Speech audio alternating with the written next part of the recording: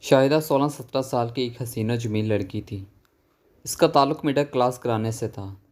اس کا باپ ریلوے میں کلرک بھرتی ہوا تھا اور حالات بتا رہے تھے کہ وہ کلرک کی حیثیت سے ہی ریٹائرڈ ہو جائے گا۔ اس کا تعلق ان مردوں میں ہوتا تھا جو حالات کی چکی میں پس پس کر جمالیاتی حسن کو خیر آباد کہہ چکے ہوتے ہیں اور ہر کام مشینی انداز میں کرتے رہتے ہیں۔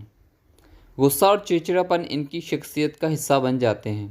ایسے لوگوں کی موجودگی ان کے ساتھ رہنے والوں کو ہر وقت ایک ذہنی اذیت سے دوچار رکھتی ہے۔ وہ خود پر سختی اور بدمزاجی کا ایک ایسا خول چڑھا لیتے ہیں کہ لوگ ان سے کسی بھی قسم کی بات کرنے سے گریز کرتے رہتے ہیں۔ شاہدہ کا باپ سخت طبیعت کا ضرور تھا مگر گھریلو معاملات میں دلچسپی لیتا تھا۔ جو کچھ کماتا تھا بیوی کے ہاتھ پہ لا کر رکھ دیتا تھا۔ اسے بیوی اور بیٹی سے محبت تو بہت تھی مگر وہ اظہار نہیں کرتا تھا۔ شاہدہ نے جب یہ کہا کہ وہ میٹرک کے بعد اپنی تعلیم جاری رکھے گی تو اس نے دفتر سے قرض لے کر کالج میں اس کا داخلہ بھی کروا دیا تھا۔ شاہدہ کی ماں بھی اپنے کام سے کام رکھتی اور شوہر سے دوسری بیویوں کی طرح گل مل کر نہیں رہتی تھی۔ اس کی یہ وجہ بھی تھی کہ وہ اس سے زیادہ باتیں کرنا پسند نہیں کرتا تھا اور اپنے کام سے کام رکھتا تھا۔ اس کے اس نامناسب رویے کی وجہ سے اس کے آفس کے حالات تھے جہاں بہت زیادہ ملازموں کی وجہ سے ترقی کے آثار معدوم تھے۔ سالوں ہو گئے تھے اور ابھی تک اس کی پروموشن کے دور دور تک آثار نہیں تھے۔ اخراجات بڑھتے جا رہے تھے اور تنخواہیں وہیں کی وہیں تھیں۔ باپ کے رویے کی وجہ سے شاہدہ بھی ان سے بات کرتے ہوئے جھجکتی تھی اور وہ گھر میں ہوتا تو وہ سر پر دوپٹہ ڈالے خاموشی سے کسی کام میں لگی رہتی۔ شاہدہ کو اپنی غربت اور کم مائیگی کا بہت احساس تھا۔ اس کی سہیلیاں اور آس پڑوس کی عورتیں اس کی خوبصورتی کی تعریف کرتی تو اس کے دل میں بھی خواہش پیدا ہوتی کہ کاش اس کا باپ پیسے والا ہوتا۔ اس غربت بھرے ماحول میں رہنے کے باوجود وہ تعلیم حاصل کرنا چاہتی تھی۔ اس کی بھی ایک وجہ تھی۔ وہ دوسری لڑکیوں کو دفتروں اور مختلف اداروں میں کام کرتا دیکھتی، اسے ان کی ٹھاٹ باٹ نظر آتے۔ وہ اونچی ہیل کی سینڈل پہن کر کھٹ کھٹ چلتی پھرتی نظر آتی اور گٹ پٹ انگلش بولتی تو اس کے دل میں بھی یہ خواہش پیدا ہوتی کہ اسے بھی ایسا ہی بننا ہے۔ وہ کسی پر ظاہر تو نہیں کرتی تھی مگر یہ حقیقت تھی کہ وہ احساس کمتری کا شکار ہو گئی تھی۔ اسے اپنی غربت، اپنا ماحول اور ذرا ذرا سی چیزوں کے لیے ترسنا بالکل اچھا نہیں لگتا تھا۔ اس نے جیب خرچ سے پیسے بچا بچا کر ایک موبائل بھی خرید لیا تھا۔ یہ موبائل نہایت چھوٹا سا تھا، فنکشن بھی کچھ کم نہیں تھے۔ نمبر ملا کر کسی سے بات کر لو یا پھر FM ریڈیو سن لو۔ اس کے لیے یہ بھی غنیمت تھا۔ اس نے اپنا نمبر ہی اپنی چند گہری سہیلیوں کو دے دیا تھا۔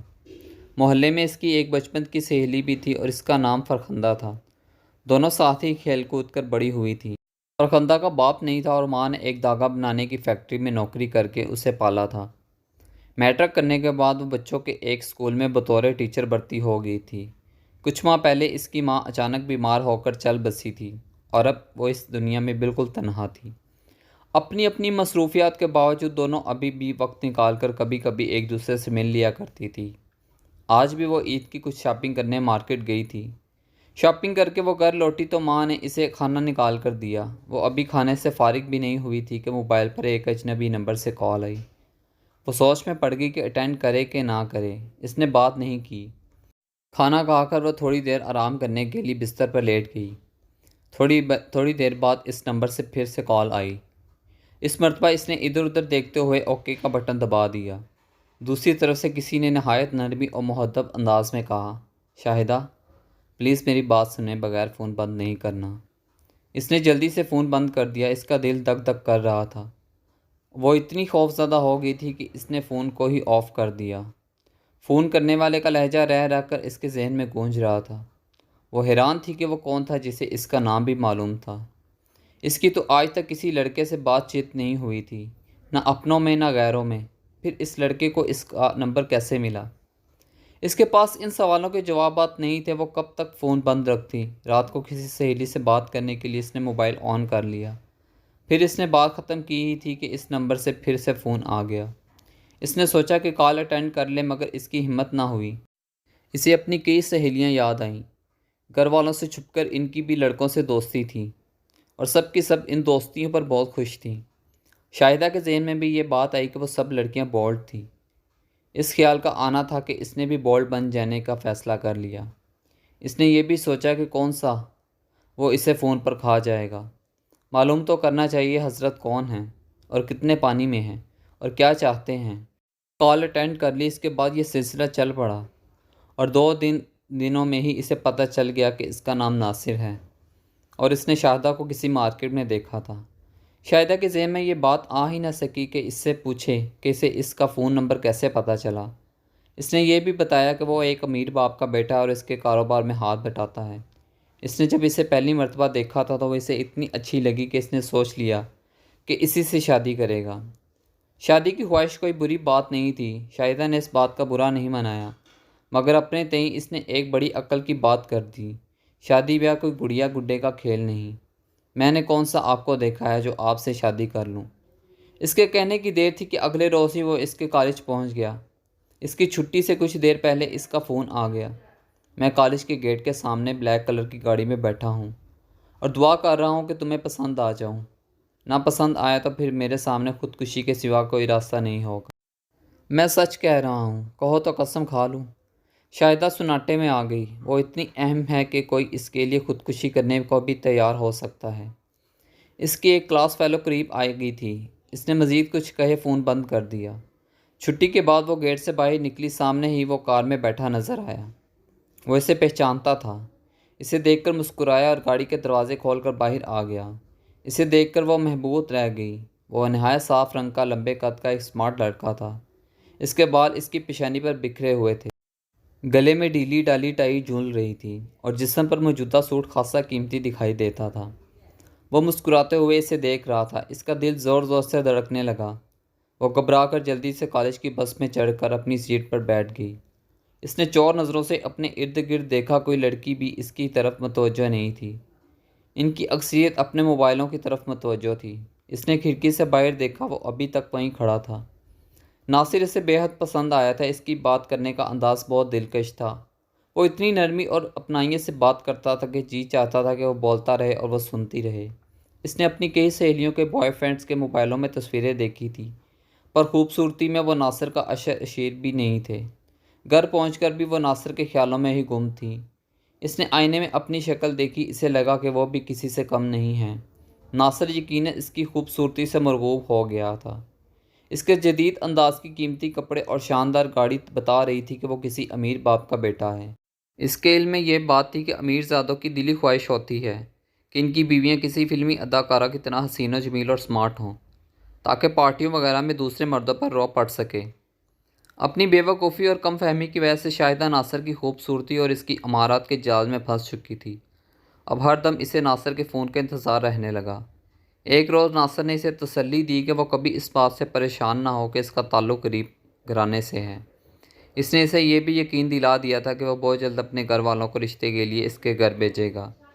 شاہدہ کو یہ سن کر بہت خوشی ہوئی۔ اپنی خوشی کو چھپاتے ہوئے اس نے مصنوعی فکر مندی سے پوچھا، اگر شادی اتنی جلدی ہوگی تو میری پڑھائی کا کیا ہوگا؟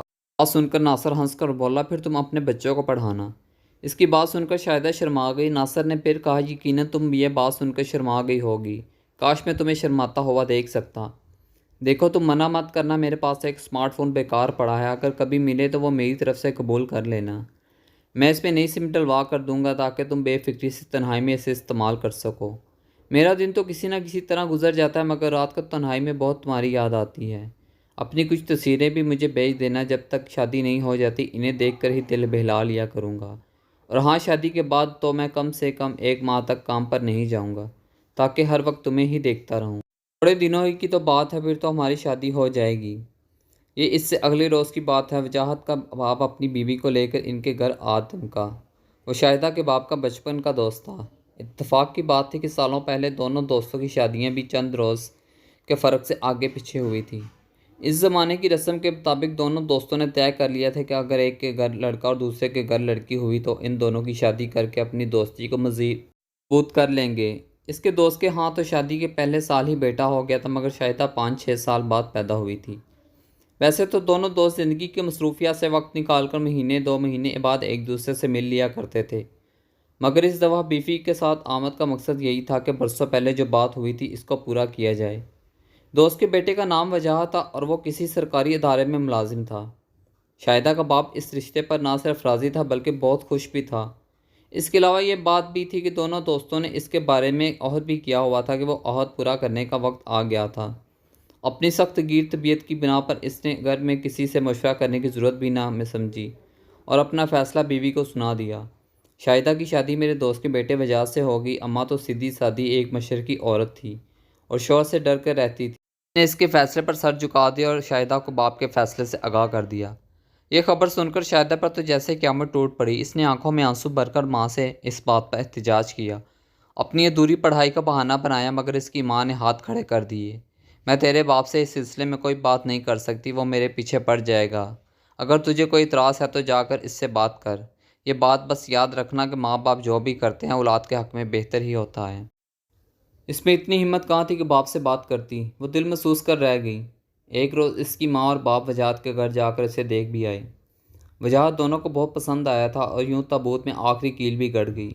شاہدہ نے فوری طور پر ناصر سے رابطہ کیا اور یہ خبر اسے سنائی اور بولی، ناصر اگر تم کچھ کر سکتے ہو تو کر لو، اپنے گھر والوں کو ہمارے گھر بھیج تو شاید ابا مان جائے۔ لمحہ بھر کو تو ناصر چپ ہو گیا، پھر بولا، میری امی تو اپنی بہن سے ملنے دبئی گئی ہوئی ہیں، 2-3 مہینے وہی رہیں گی، تو پھر میں کیا کروں؟ مجھ میں اتنی ہمت نہیں کہ اپنے ابا کے سامنے زبان کھولوں۔ وہ بے بسی سے بولی۔ اس کی بات سن کر دوسری طرف خاصی دیر تک خاموشی رہی۔ پھر ناصر کی آواز آئی، تم شادی کرنے سے منع کر دو۔ سوری ناصر، یہ میں نہیں کر سکتی، مجھے کالج جانے کے علاوہ کہیں اور جانے کی اجازت نہیں، اس نے بے بسی سے کہا۔ اس کی بات سن کر دوسری طرف فون بند کر دیا گیا۔ اس کے بعد ناصر نے خود سے فون نہیں کیا۔ اس نے کئی بار اس سے رابطہ کرنے کی کوشش کی، مگر اس کی ہر دفعہ یہی رٹ ہوتی کہ وہ اس کی باجی سے ملنے کے لیے آمادہ ہو جائے۔ شاہدہ ایک سیدھی سادھی اور ڈرپوک قسم کی لڑکی تھی، وہ اس سے بات پر راضی نہیں ہوئی۔ 2 ہفتے بھی نہیں گزرے تھے کہ اس کی شادی بڑی سادگی سے ہو گئی۔ شادی کے بعد بھی ناصر اس کے دل سے نہیں نکل سکا تھا۔ اسے اس بات کا افسوس ہوتا تھا کہ ناصر نے اس سے شادی کے لیے ذرا سے بھی تعاون نہیں کیا تھا۔ ماں اگر اپنی بہن سے ملنے دبئی گئی ہوئی تھی تو وہ اپنی باجی کو ان کے گھر بھیج سکتا تھا۔ دن گزرتے رہے اور اب اس کی شادی کو ہوئے 3 ماہ بیت چکے تھے۔ اتنا عرصہ گزر جانے کے باوجود اس کے دل میں وجاہت کے لیے کوئی جگہ نہ بن سکی تھی۔ وہ نہ اس سے کوئی بات کرتی تھی، نہ اس کو دیکھتی تھی۔ وہ کام پر چلا جاتا تو اسے ایک اطمینان کا احساس ہوتا، وہ کام سے گھر آ جاتا تو اسے بے کلی سے محسوس ہونے لگتی۔ اس کے رویے سے وجاہت حیرت زدہ تو تھا، مگر اس سلسلے میں اس نے آج تک کوئی سوال جواب نہیں کیا تھا۔ اسے وجاہت سے نفرت تو نہیں تھی، مگر وہ اس سے محبت بھی نہیں کرتی تھی۔ وجاہت بھی جانے کسی مٹی کا بنا تھا کہ اس کی بے التفاقی اور نظر اندازی پر کوئی حرف شکایت زبان پر نہیں لاتا تھا۔ اس نے شاہدہ سے شادی اپنے باپ کے کہنے پر کی تھی۔ اسے اپنے باپ سے بے حد محبت تھی، کیونکہ وہ اس کے ساتھ بالکل دوستوں کی طرح رہتا تھا۔ باپ کی خوشی کے لیے وہ گھر میں ہی یہ ظاہر کرتا تھا کہ وہ اس شادی سے بہت خوش ہے۔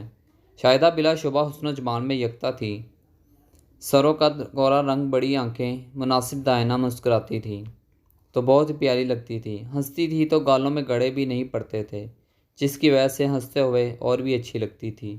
اس سے شادی کر کے وجاہت بہت خوش تھا۔ وہ ایک شرمیلی طبیعت کا لڑکا تھا، اس لیے شادی سے پہلے اس کی جان پہچان کسی لڑکی سے نہیں ہو سکی تھی۔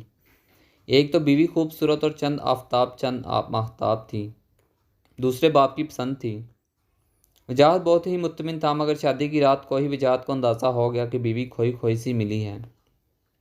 اس نے یہ سوچ کر دل کو تسلی دی کہ گھر والوں سے دوری کی وجہ سے ایسا ہوگا۔ ہفتہ گزرا تو برف پھر بھی نہیں پگھلی۔ ایسا معلوم ہوتا تھا کہ جیسے شاہدہ کو دنیا کی کسی چیز سے دلچسپی نہیں ہے۔ وجاہت نے یہ بھی نوٹ کیا کہ اس کو خود سے مخاطب نہیں کرتی، وہ کوئی بات کرتا تو جواب دے دیتی ورنہ خاموش بیٹھی رہتی۔ اس کی ماں سے اس کا رویہ البتہ دوسرا، اس کے پاس بیٹھتی تو خود سے بھی باتیں شروع کر دیتی۔ بہرحال ماں اور باپ دونوں کو بہت پسند آ گئی تھی۔ وجاہت نے ماں سے بھی شاہدہ کے نامناسب رویے کے بارے میں ایک لفظ تک نہیں کہا تھا۔ وجاہت نہیں چاہتا تھا کہ شاہدہ کے بارے میں کوئی منفی بات کر کے گھر کی خوشیوں کو فکر مندیوں میں تبدیل کر دے۔ اسے دنیا والی چلاکیاں بھی نہیں آتی تھی کہ وہ شاہدہ کے اس رویے کے متعلق اندازے قائم کرتا۔ 2-1 دفعہ اس پر جھنجھلاہٹ بھی طاری ہوئی اور دل چاہا کہ اس سے پوچھے کہ وہ یوں دور دور کیوں رہتی ہے، مگر ممکنہ بدمزگی کی وجہ سے وہ خاموش ہی رہا۔ ان تمام باتوں کے باوجود وہ اسے بہت اچھی لگتی تھی۔ دفعہ اس نے اس سے اچھی لگنے والی بات کا اظہار بھی کیا، مگر رد عمل کا اس نے جھکا ہوا سر اور ایک انگلی سے بستر کی چادر پر کھینچی لکیریں ہی دیکھنے کو ملی۔ شاہدہ کے اس رویے کو دیکھ کر اس کی ہمت ٹوٹ گئی اور اس نے بھی خاموشی کی راہ اپنا لی۔ شاہدہ کے رویے کی وجہ سے وہ کوشش کرتا کہ زیادہ تر وقت اپنے دفتر میں ہی گزارے۔ چھٹی والے دن وہ دیر تک سوتا اور اٹھنے کے بعد دوستوں کے پاس چلا جاتا۔ اس کے بارے میں مشہور ہو گیا تھا کہ وہ دنیا کا واحد شوہر ہے جو شادی کے شروع کے دنوں میں بھی دوستوں کے اتنا ٹائم دیتا ہے۔ دوسرے تو ان دنوں منظر سے ہی غائب ہو جاتے ہیں۔ شاہدہ اپنی ماں کے گھر چلی جاتی تو وجاہت ایک عجیب طرح کی بے چینی محسوس کرتا۔ شاہدہ ماں کے گھر جاتے وقت بہت خوش نظر آتی تھی اور واپس سسرال آتے ہوئے یہ خوشی غائب ہو جاتی تھی۔ وجاہت یہ چاہتا تھا کہ وہ بس ہر وقت اس کی آنکھوں کے سامنے ہی رہے، بات کرے نہ کرے دکھائی تو دیتی رہے۔ اس کے جانے سے اس کے دل پر ایک انکہی پسماندگی طاری ہو جاتی تھی۔ اس کی سمجھ میں نہیں آتا تھا کہ کیا کرے، کبھی کبھی وہ جھنجلا بھی جاتا۔ آج وجاہت شادہ کو اس کی ماں کے گھر چھوڑنے آیا۔ اس کی ماں اپنے داماد سے بڑے اتفاق سے ملی اور بہت سی دعائیں دیں۔ اتنی دیر میں شاہدہ اس کے لیے چائے بنا کر لے آئی۔ وہ چائے پی کر خاموشی سے روانہ ہو گیا۔ وہ اسے چھوڑنے دروازے تک بھی نہیں آئی۔ وجاہت چلا گیا تو ہر ماں کی طرح شاہدہ کی ماں نے بھی یہ اندازہ لگانے کی کوشش کی بیٹی سسرال میں خوش ہے یا نہیں۔ ویسے تو اس کی ماں جب بھی اس سے ملنے کے لیے اس کے سسرال جاتی تو وہ محسوس کرتی کہ اس کی ساس سسر کا رویہ شاہدہ کے ساتھ ٹھیک ٹھاک ہی ہے۔ البتہ اس بات پر اسے حیرت ہوتی کہ وہ وجاہت کا بالکل تذکرہ نہیں کرتی تھی۔ اس بات سے اس کی ماں کے دل میں تشویش کی ایک لہر دوڑ جاتی، مگر وہ سوچتی کہ ایک آدھ بچہ ہونے کے بعد وہ بدل جائے گی اور اپنے میاں کے قریب ہو جائے گی۔ نئے ماحول کی وجہ سے وہ ایسی ہو گئی ہے۔ شاہدہ جب بھی گھر آتی تھی اس کی ماں کو بہت خوشی ہوتی تھی۔ وہ آج بھی تھوڑی دیر تک اس کے پاس بیٹھ کر باتیں کرتی رہی، پھر دوپہر کے کھانے کی تیاری میں لگ گئی۔ شاہدہ ٹی وی کھول کر بیٹھ گئی۔ ٹی وی پر بریکنگ نیوز چلنے لگی تھی۔ اچانک وہ حیرت سے کنگ رہ گئی کہ ٹی وی میں ناصر کو دکھایا جا رہا تھا۔ اس کے ہاتھوں میں ہتھکڑیاں لگی ہوئی تھیں۔ ڈر اور خوف اس کے چہرے سے عیاں تھا۔ اس کے ساتھ اس کی 4 ساتھی بھی اسی حالت میں کھڑے تھے۔ ان ساتھیوں میں ایک لڑکی بھی تھی جس نے اپنے چہرے کو چادر سے چھپا رکھا تھا۔ پاس ہی کرسیوں پر سائبر کرائم کی ٹیم کے ارکان بیٹھے ہوئے تھے اور پریس کانفرنس میں ایک ڈپٹی ڈائریکٹر اس واقعے کی تفصیلات بتا رہا تھا جس کی وجہ سے ان لوگوں کو پکڑا گیا تھا۔ شاہدہ کا دل زور زور سے دھڑک رہا تھا اور کانوں میں سائیں سائیں سے ہونے لگی تھی۔ اس نے جلدی سے اٹھ کر دروازہ بھیڑ دیا اور دوبارہ بستر پر بیٹھ کر ٹی وی کی طرف متوجہ ہو گئی۔ وہ ناصر کو دیکھے جا رہی تھی جس کا چہرہ ستا ہوا تھا اور اس پر ہوائیاں اڑ رہی تھیں۔ ڈپٹی ڈائریکٹر بتا رہا تھا کہ اس گروہ کے یہ لوگ مختلف حربوں سے نو عمر لڑکیوں کو اپنے جال میں پھانس کر پہلے ان سے دوستی کرتے ہیں، پھر ان دوستی کا جھانسا دے کر اپنی ساتھی لڑکی کے فلیٹ پر بلا کر ان کی نازیبا فلمیں بناتے اور بعد میں ان فلموں کی تشہیر کی دھمکی دے کر وہ انہیں بلیک میل بھی کرتے تھے۔ ناصر ایک خوش شکل نوجوان تھا۔ اس کے جھانسے میں آ کر کچھ لڑکیاں اپنا سب کچھ لٹا دیتی تھیں کیونکہ یہ انہیں اپنی چکنی چپڑی باتوں سے متاثر کر کے یہ یقین دلا دیتا تھا کہ وہ جلد ہی ان سے شادی کر لے گا۔ اس معاشرے میں ناصر جیسے شیطان صفت لوگ کی ایک بڑی تعداد پیدا ہو گئی ہے۔ یہ مجبور، بےکس اور اچھی زندگی گزارنے کے لالچ کے خواہش مند لڑکیاں ڈھونڈ کر انہیں شیشے میں اتار کر تباہ کر دیتے ہیں۔ اسی طرح کے کاموں میں ملوث لوگوں کی بھی درجہ بندی ہے۔ ان میں سے چند تو محض اپنی تسکین اور دوستوں پر رعب ڈالنے کے لیے ایک ساتھ کئی لڑکیوں سے دوستی کرتے ہیں۔ دوسرے ناصر جیسے حیوان اور بے ضمیر لوگ ہوتے ہیں۔ یہ لوگ بولی بالی اور انڈین ڈراموں اور فلموں سے متاثرہ لڑکیوں کو اپنے جال میں پھانس کر انہیں اپنا ذریعہ معاش بنا لیتے ہیں۔ صرف ان کی قابل اعتراض فلمیں باہر کے ملکوں میں بیچ کر رقم کماتے ہیں بلکہ ان لڑکیوں کو بھی ڈرا دھمکا کر ان سے بھی کچھ رقم ایٹتے ہیں۔ اگر لڑکیاں روپے نہ دو تو یہ انہیں دھمکی دیتے ہیں کہ وہ سارے ثبوت سوشل میڈیا پر لگا دیں گے۔ اس کام کے لیے انہوں نے کرائے پر ایک فلیٹ لے رکھا تھا اور اسی فلیٹ میں لڑکیوں کو لایا جاتا تھا۔ ناصر متاثرہ لڑکیوں سے یہ کہتا تھا کہ یہ فلیٹ اس کی بڑی بہن کا ہے۔ بیوقوف لڑکیاں اس کی بات کا یقین کر لیتی تھیں۔ وہ یہ کہہ کر انہیں گھر میں بلاتا تھا کہ اس کی بہن ان کے ہونے والی بیوی سے ملنا چاہتی ہے تاکہ فیصلہ کر سکے وہ لڑکی اس کے بھائی کے لیے مناسب ہے بھی کہ نہیں۔ وہ لڑکی اس کی بہن نہیں بلکہ اس کی مکروہ دھندے میں ملوث ان لوگوں کی ساتھی ہے جن لڑکیوں کو یہ لوگ بلیک میل کرتے تھے۔ ان سے وہ ان کی سہیلیوں کے موبائل نمبر بھی زبردستی حاصل کر لیا کرتے تھے۔ ناصر ایک مہذب اور شائستہ نوجوان بن کر ان سے رابطہ کرتا اور تھوڑے ہی دنوں میں ان کے مزید شکار پیدا ہو جاتے۔ سائبر کرائم کے ڈپٹی ڈائریکٹر نے یہ بھی بتایا کہ مجرموں کو پکڑنے کی یہ ساری کارروائی فرخندہ نامی ایک لڑکی کی شکایت پر عمل میں لائی گئی تھی۔ وہ ان لوگوں کی بلیک میلنگ کے ہاتھوں سخت پریشان تھی۔ اسکول میں بچوں کو پڑھاتی تھی جہاں سے اسے 15,000 روپے ماہانہ مشاہرہ ملتا تھا۔ 15,000 روپے میں سے اسے ہر ماہ 5,000 روپے ناصر کو دینا پڑتے تھے۔ وہ لڑکی دنیا میں اکیلی تھی۔ کچھ عرصے پہلے اس کی ماں کا انتقال ہو گیا تھا۔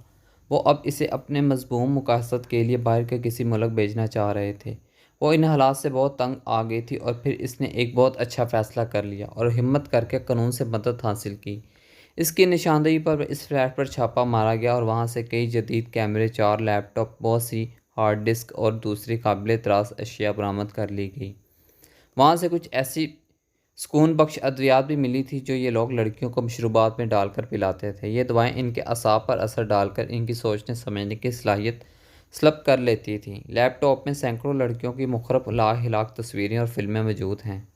شاہدہ دم بخود بیٹھی یہ تمام باتیں سن رہی تھی جب ٹی وی میں کیمرہ رخشندہ نامی لڑکی پر آیا تو باوجود اس کے کہ اس نے نقاب سے اپنا چہرہ چھپا رکھا تھا، شاہدہ نے اسے اس کی آنکھوں سے پہچان لیا۔ وہ اس کی بچپن کی سہیلی فرحندہ کی تھی۔ اسے احساس ہو گیا کہ ناصر نے کہیں اسے رخشندہ کے ساتھ دیکھ لیا ہوگا اور ڈرامہ دھمکا کر اس کا موبائل نمبر لے لیا ہوگا۔ شاہدہ کو جرجری سی آ گئی، وہ ذلت اور رسوائی کے گڑھے میں گرنے سے بال بال بچ گئی تھی۔ اب اسے اپنا سخت گیر باپ اور باپ کے حکم پر سر جھکانے دینے والی ماں بہت اچھی لگ رہی تھی۔ اس کے ذہن میں یہ بات بھی آئی کہ ماں باپ اپنی اولاد کے لیے جو بھی کرتے ہیں اچھا کرتے ہیں۔ ماں باپ کے فیصلوں پر عمل کر کے اولاد کو زندگی بھر ایک تحفظ حاصل رہتا ہے اور کسی بھی برے وقت میں ان کی ہر طرح کی حمایت اور مدد میسر ہوتی ہے۔ دنیا میں تو قدم قدم پہ بھیڑیے نما انسان موجود ہیں جو اپنے فائدے اور نفسیاتی خواہش کی تکمیل کے لیے دوسرے معصوم انسانوں کو انتہائی اذیت ناک تکلیفوں سے دوچار کر دیتے ہیں، اور اکثر تو اپنا جرم چھپانے کے لیے قتل جیسے گناؤنے کام سے بھی باز نہیں آتے۔ ان کی باتوں میں آ کر کیسے کیسے سانحات جنم لیتے ہیں۔ اچھی خاصی زندگیاں جہنم کا نمونہ بن جاتی ہیں، خاندانوں کی عزتیں خاک میں مل جاتی ہیں، اور ایسا محض اس لیے ہوتا ہے کہ اپنا فائدہ نامناسب طریقوں سے اچھی زندگی گزارنے کا لالچ اور بیڑ کے بیس میں بیڑیے جیسے لوگ کے چکنی چپڑی باتوں میں آ کر بہت سی ناسمجھ لڑکیاں ان کے جال میں پھنس جاتی ہیں۔ اب ٹی وی پر فرخندہ کا بیان چل رہا تھا۔ اس نے بڑی تفصیل سے ناصر اور اس کے دوستوں کے جرائم کا پردہ چاک کیا تھا۔ آخر میں اس نے اس بات کا اعتراف بھی کیا کہ ناصر کی دھمکی کے نتیجے میں اس نے بھی اپنی ایک سہیلی کا موبائل نمبر اسے دے دیا تھا جس کا اسے بے حد افسوس تھا، مگر خوشی اس بات کی تھی کہ وہ سہیلی اس شیطان کے جال میں نہیں پھنسی تھی۔ شاہدہ نے لرزتے ہاتھوں سے ریموٹ اٹھا کر ٹی وی بند کر دیا اور بستر پر گر پڑی۔ وہ اس بات پر شکر ادا کر رہی تھی کہ وہ ایک بہت بڑی تباہی اور بدنامی سے بچ گئی تھی۔ وہ سوچنے لگی کہ لڑکیوں کے لیے دنیا میں صرف ماں باپ، بہن بھائی اور شوہر ہی ہوتے ہیں جو انہیں تحفظ دیتے ہیں، باقی غیر تو سب بے دردی سے اپنا مفاد نکالنا جانتے ہیں۔ تمام لڑکیوں کو ماں باپ، بہن بھائیوں اور شوہروں کی عزت کو مقدم رکھنا چاہیے کیونکہ یہ سب ان کے محافظ ہوتے ہیں۔ جب ان سب کی عزت کو مقدم رکھا جائے گا تو تب ہی انسان نما بیڑیوں اور شیطانوں سے محفوظ رہا جا سکتا ہے۔ تھوڑی دیر بعد جب اس کی حالت سنبھلی تو اس نے اپنا وہی چھوٹا سا موبائل اٹھایا اور وجاہت کا نمبر ملانے لگی۔ نمبر ملا تو اس کے کچھ کہنے سے پہلے ہی اس کے کانوں میں وجاہت کی حیرت بھری آواز آئی، شاہدہ خیریت تو ہے؟ کیسے فون کیا؟ اس نے بولنے کی کوشش کی تو آواز جیسے حلق میں اٹک گئی۔ اس نے کھنکار کر گلا صاف کیا اور بولی، چھٹی کے بعد آ کر مجھے لے جائیے گا، میرا دل نہیں لگ رہا، مجھے آپ، امی اور ابو بہت یاد آ رہے ہیں۔ کہتے کہتے اس کی آواز بھر گئی تھی۔ دوسری طرف چند لمحوں تک خاموشی چھائی رہی، پھر اس کے کان میں وجاہت کی شوق آواز سنائی دی، باڑ میں جائے چھٹی، میں ابھی آ رہا ہوں۔ اچھا میں تیار بیٹھی ہوں، شاہدہ نے اپنے آنسو ضبط کرتے ہوئے ایک دل فریب ہنسی کے ساتھ کہا اور فون بند کر دیا۔ اپنا سامان بیگ میں ڈالتے ہوئے وہ سوچ رہی تھی کہ اپنے ماں باپ اور شوہروں کی عزتوں کا خیال رکھنے والی لڑکیوں کی زندگی کتنی قابل رشک ہوتی ہے۔ وہ شادی سے پہلے اپنے ماں باپ کے گھر میں بڑی عزت اور احترام سے وقت گزارتی ہیں اور شادی کے بعد مرتے دم تک اپنے شوہروں کے گھر میں۔ وہ لڑکیاں جو اپنی عزت کے ان رکھوالوں کی قدر نہیں کرتی، ناصر جیسے شیطان اور درندہ صفت لوگ قدم قدم پر گات لگائے بیٹھے ہوتے ہیں۔ تھینکس فار واچنگ، انفو مور، ملتے ہیں نیکسٹ ویڈیو میں انشاءاللہ، تب تک کے لیے اللہ حافظ۔